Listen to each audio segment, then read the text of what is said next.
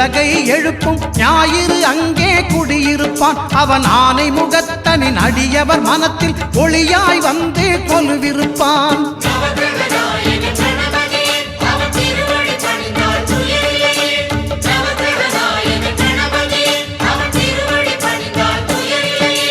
ஒன்பது கோளும் ஒன்றாய் காண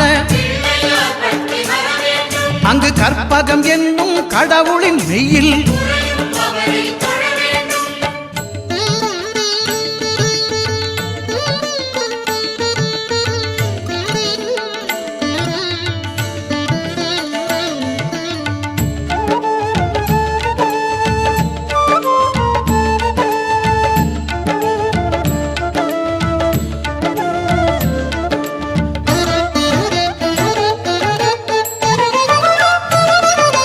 திங்கள் பகவான் திருமுகம் காண